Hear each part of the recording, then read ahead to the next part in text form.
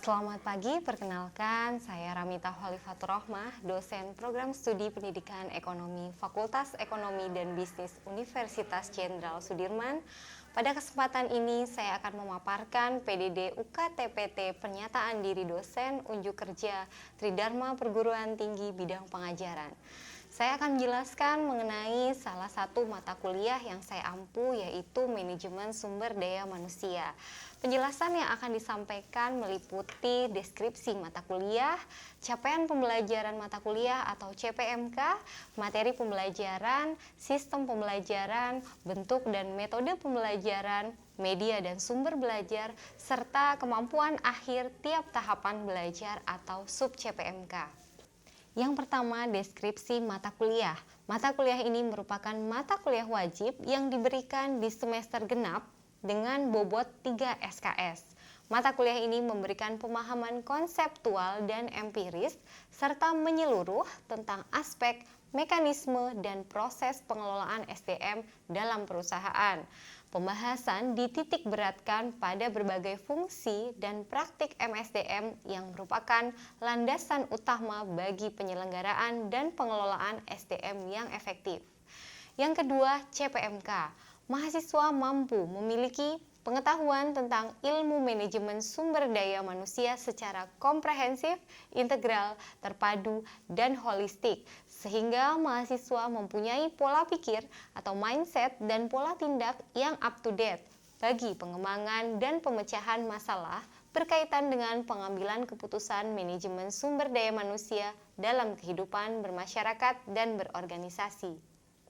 Yang ketiga adalah materi pembelajaran, terdiri dari 14 materi, diantaranya peranan strategik manajemen SDM, keunggulan kompetitif melalui sumber daya manusia, hubungan strategi bisnis dan strategi manajemen SDM, analisis pekerjaan, perencanaan dan perekrutan SDM, pengujian dan seleksi karyawan, mewawancarai para calon karyawan, pelatihan dan pengembangan karyawan, manajemen dan penilaian kinerja, rencana penggajian strategik, pembayaran kinerja, gaji dan insentif keuangan, tunjangan dan pelayanan karyawan, etika, hukum dan perlakuan yang adil, serta pengelolaan SDM secara global.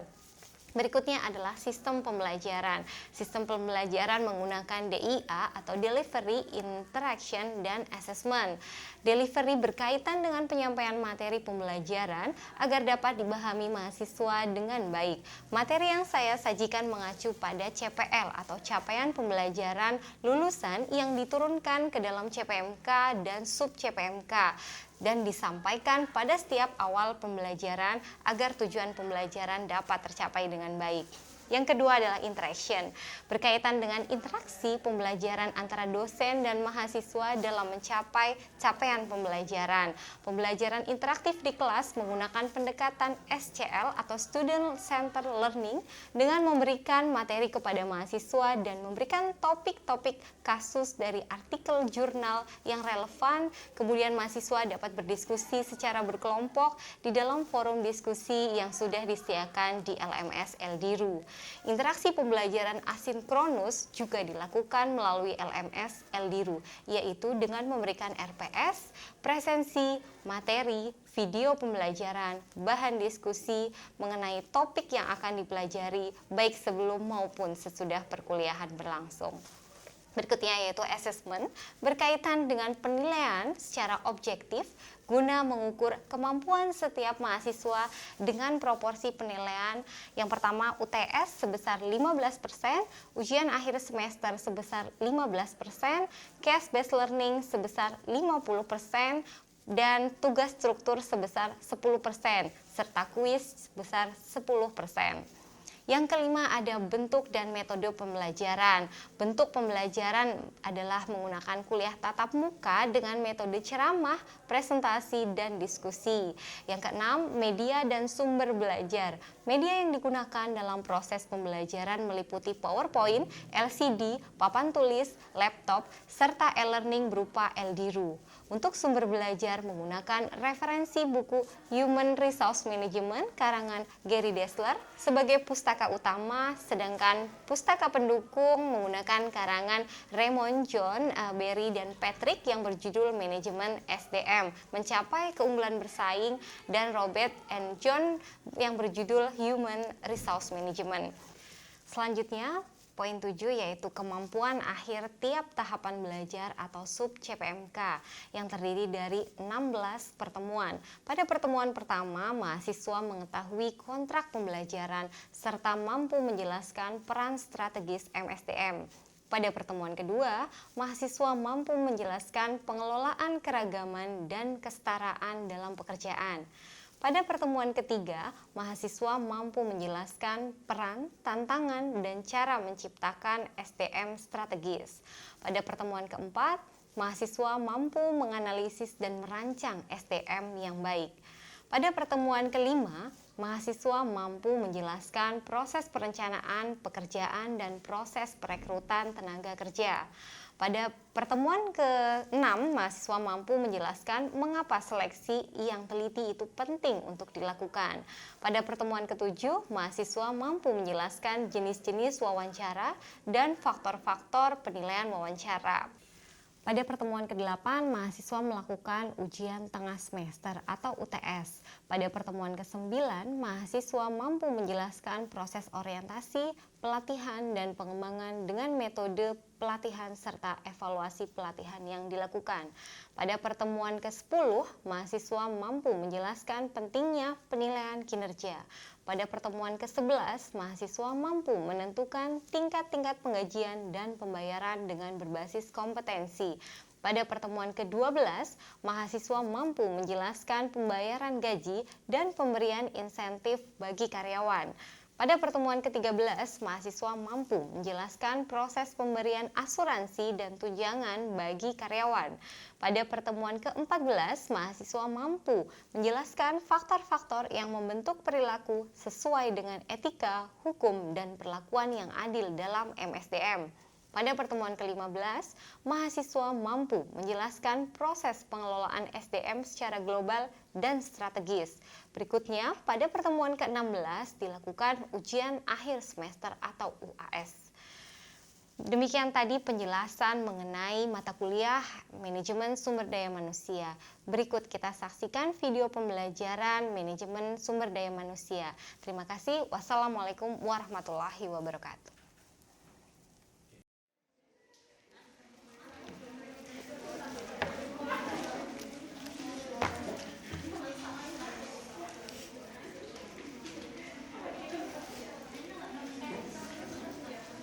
Baik, kita mulai ya. Udah siap teman-teman? Oke, baik. Ya, selamat siang. Assalamualaikum warahmatullahi wabarakatuh. Waalaikumsalam warahmatullahi wabarakatuh. Ya, alhamdulillah hari ini bisa kita berjumpa lagi dalam perkuliahan Manajemen Sumber Daya Manusia, pertemuan ke-8 after UTS. Gimana kabarnya rekan-rekan hari ini? Alhamdulillah sehat ya. Oke, baik. Ya, sebelum memulai perkuliahan, langkah baiknya kita berdoa terlebih dahulu agar materi yang akan kita pelajari bersama bisa kita serap dengan baik dan tentunya bermanfaat. Berdoa menurut agama dan kepercayaan masing-masing disilahkan.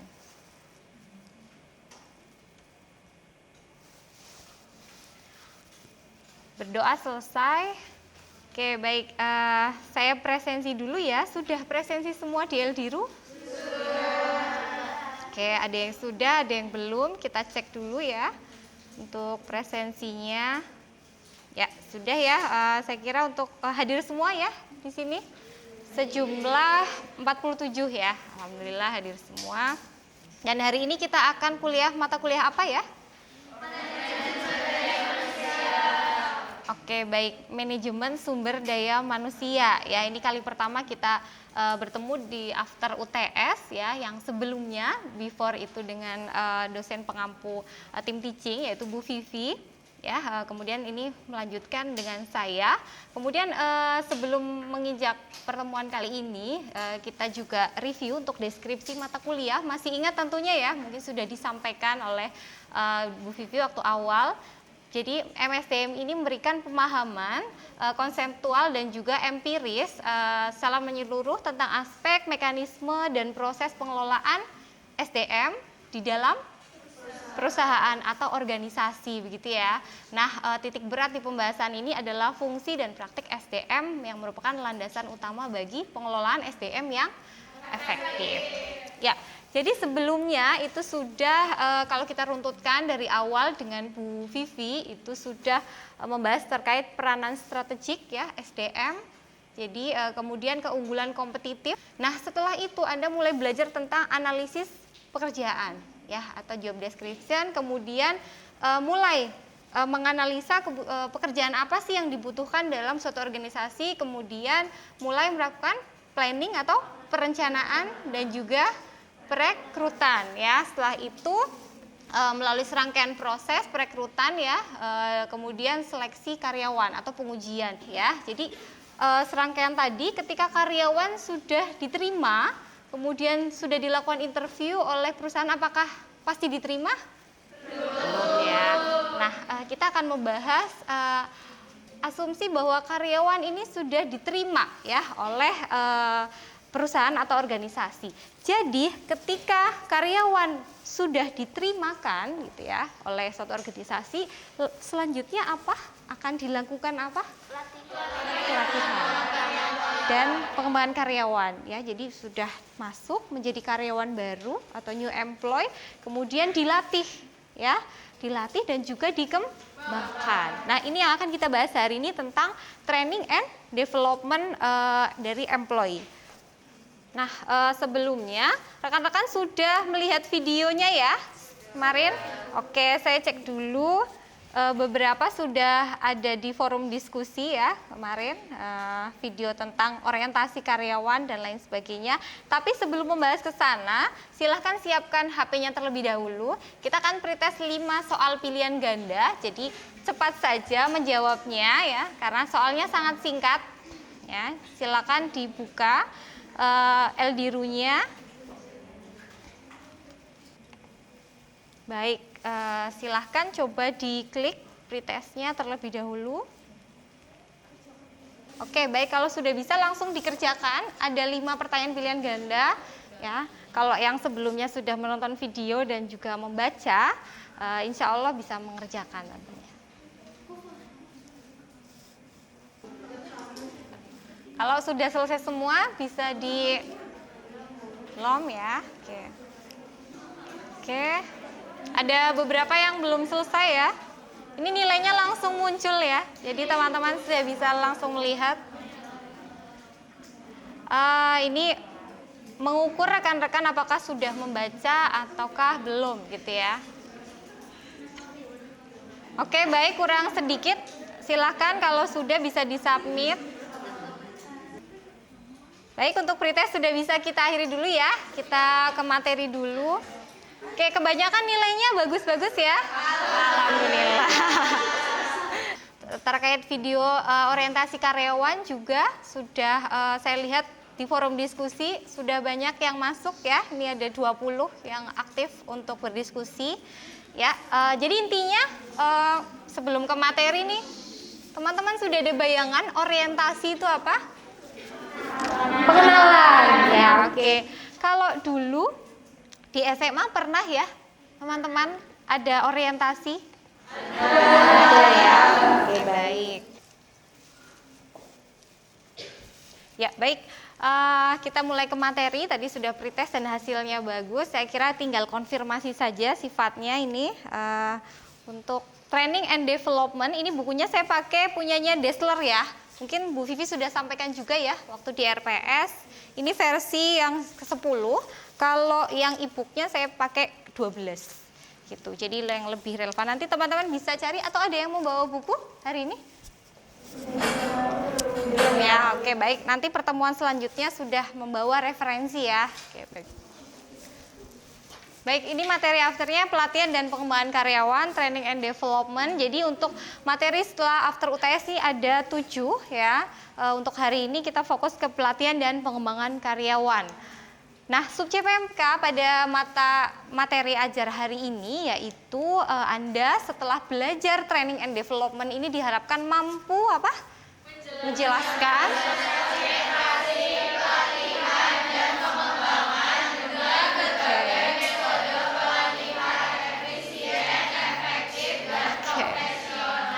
Oke, baik, semangat sekali, terima kasih. Jadi menjelaskan proses orientasi ada 3 hal penting ya keywordnya di sini yaitu orientation, kemudian training atau pelatihan, dan yang ketiga adalah pengembangan ya atau development dengan berbagai metode yang digunakan gitu ya. Nah, ini teman-teman lihat ada apa ya di depan sini? Oke. Saya mau tanya dulu, adakah di sini yang passionnya atau senang dengan HR atau SDM? Enggak ada? Atau ada yang di organisasi atau UKM pernah jadi ketua atau leader? Belum. Ketua panitia, ketua divisi? Pernah ya? Oke, ada. Nah, ini sebenarnya salah satu yang teman-teman sudah praktekkan ya di dalam organisasinya yang teman-teman ikuti. Nah, kalau teman-teman nanti tertarik lebih dalam mempelajari tentang human capital, utamanya materi-materi di SDM, teman-teman bisa ikut yang namanya sertifikasi kompetensi.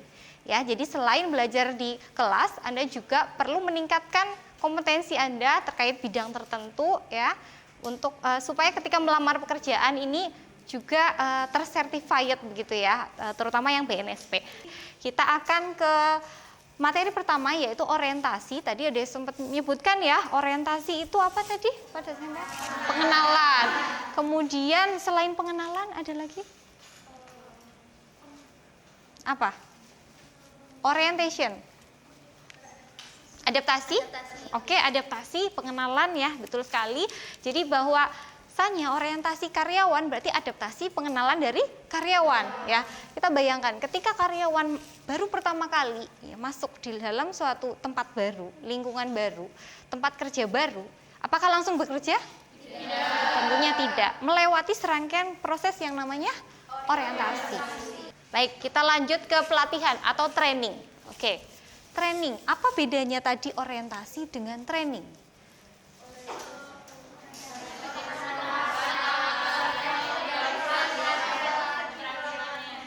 Oke, kalau orientasi tadi pengenalan informasi dasar, kalau pelatihan sudah mulai kayak magang. Oke, maksudnya peningkatan keterampilan gitu ya. Kalau pelatihan sudah mulai dilatih keterampilannya untuk mulai mengarah ke bekerja. Jadi kalau tadi kan masih general nih ya, belum ke pekerjaan, paling hanya awal-awal. Kalau pelatihan ini proses mengajar karyawan baru. Apakah hanya karyawan baru yang diberikan pelatihan? Tidak. Karyawan lama pun begitu. Tapi dalam hal ini kita bahas dulu yang karyawan baru ya. Oke. Proses mengajar karyawan baru tentang keterampilan dasar yang dibutuhkan untuk melakukan pekerjaannya. Setiap organisasi pasti diwajibkan untuk melakukan training and development ya. Karena kita tahu sejatinya bahwa sumber daya manusia atau HR itu adalah apa? Adalah titik-titik bagi perusahaan. Ada yang tahu? Aset. Good. Kalau dari sisi mungkin keuangan, aset itu diukurnya dari sektor yang fisik, yang kelihatan ya. Kalau SDM ini dari perspektif manajemen sumber daya manusia strategik, bahwa HR atau sumber daya manusia ini adalah aset bagi perusahaan. Ya, aset yang akan meningkatkan tentunya kemampuan atau keunggulan kompetitif bagi perusahaan. Sehingga perlu ya tadi diberi orientasi, dilatih ya, diberi pelatihan dan juga pengembangan. Itu esensinya di situ.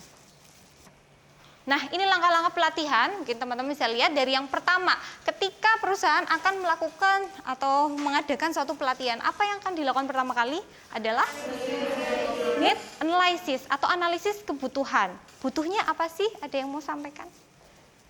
Sagita?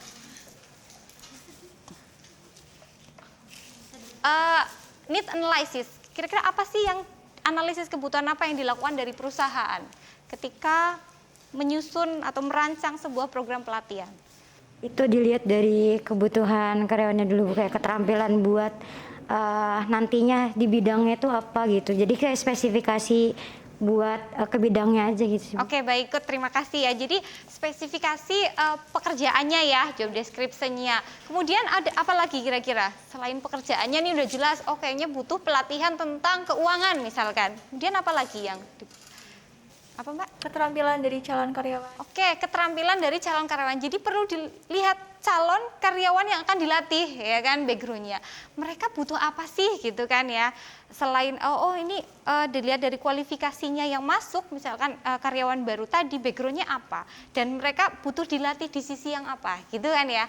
Oke, baik. Jadi mengetahui keterampilan kerja spesifik yang dibutuhkan, analisis keterampilan dan kebutuhan calon yang akan dilatih begitu ya.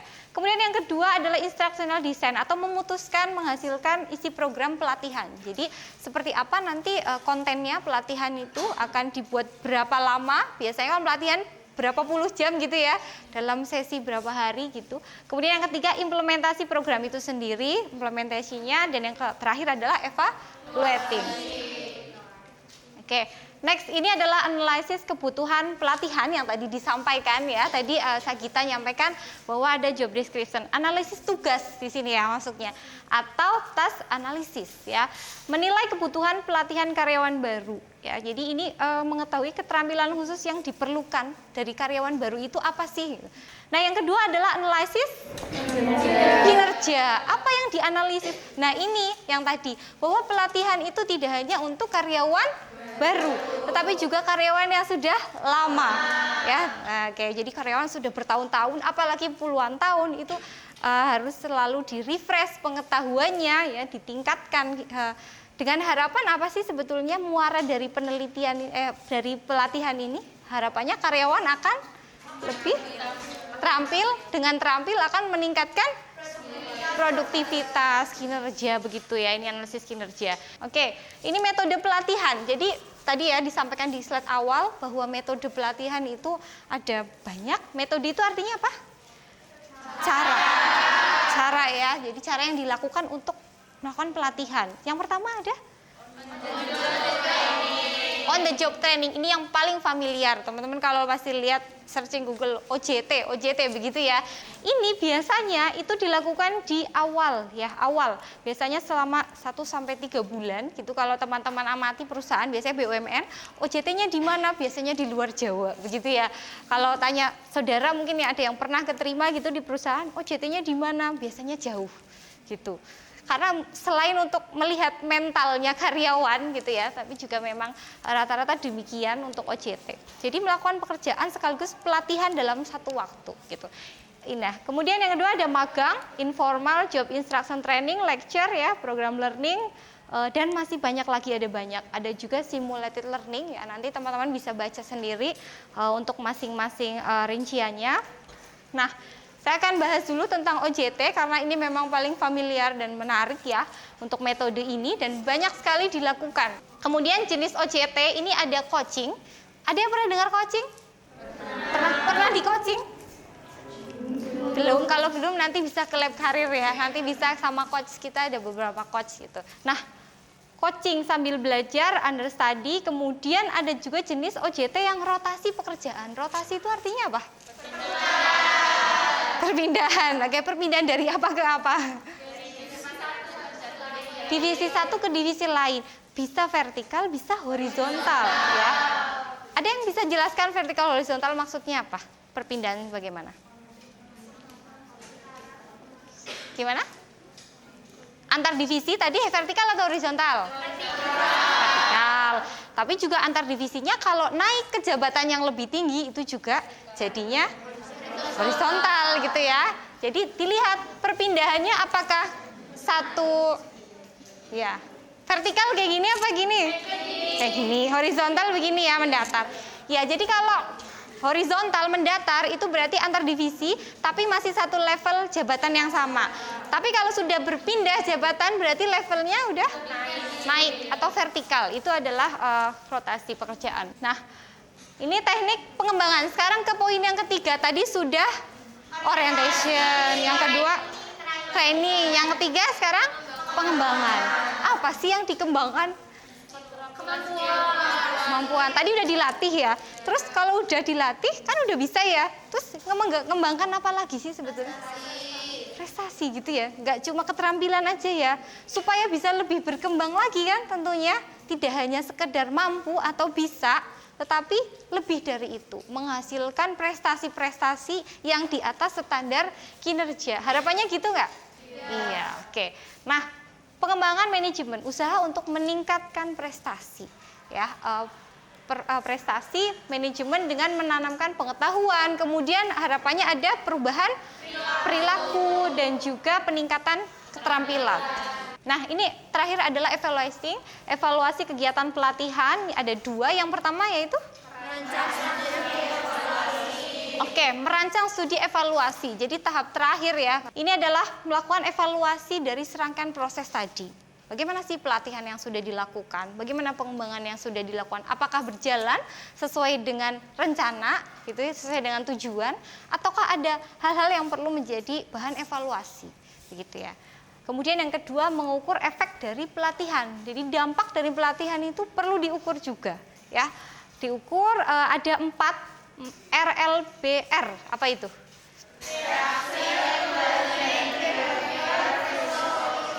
Oke. Reaksi ya. Reaksinya siapa ini? Trainees ya. Reaksi yang dilatih kan, karyawan yang dilatih tadi, bagaimana reaksinya? Apakah bereaksi positif kah atau negatif, merespon positif, negatif gitu ya. Kemudian pembelajarannya bagaimana? Apakah masuk gitu ya, bisa masuk, terserap atau tidak? Kemudian perilaku, apakah ada perubahan perilaku atau tidak? Gitu, harapannya tentu ada. Kemudian hasil, tentunya hasilnya meningkat ya. Dari yang misalkan pretest menjadi post-test ada peningkatan gitu. Oke, itu nah baik, kita ke discuss ini nggak usah lama-lama ya, kalau bisa 10 menit lebih baik. Di Eldiru sudah ada, saya ini, jadi nanti dibagi 3, ini 2 baris pertama kelompok orientasi, 2 baris kedua kelompok training, pelatihan, yang 2 baris ketiga kelompok development atau pengembangan. Silakan dibuka di Eldiru, sambil saya lihat di Eldiru. Artikelnya sudah ada di situ. Sambil saya melihat Eldiru, sambil saya membuka kesempatan untuk yang bertanya ya. Kalau ada yang mau bertanya silahkan.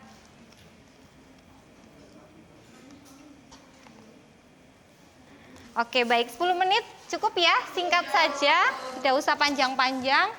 Saya akan bagikan juga hardnya. Kemudian yang di Eldiru juga bisa diakses. Ini untuk orientasi. Nanti silakan mau menganalisa judul yang mana bebas. Boleh 1 kelompok 3 atau 4 orang begitu enggak, Pak?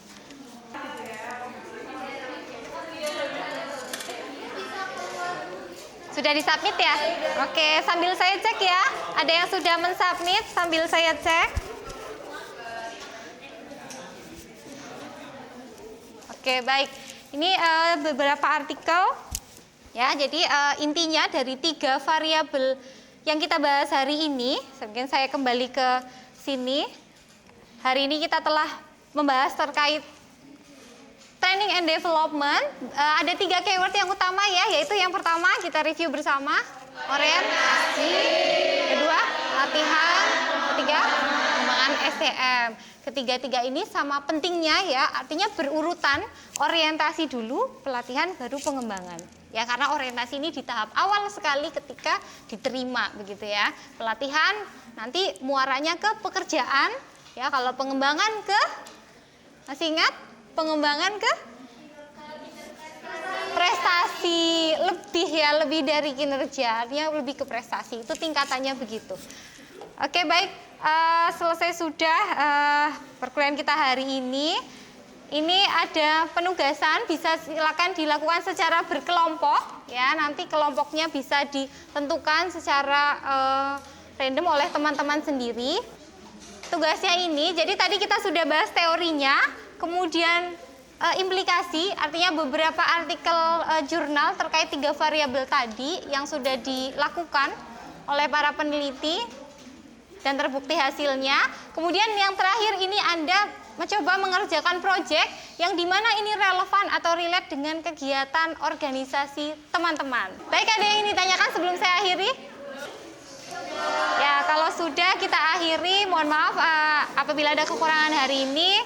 Kita akhiri, selamat siang ya. Terima kasih, hati-hati di jalan ya. Oke.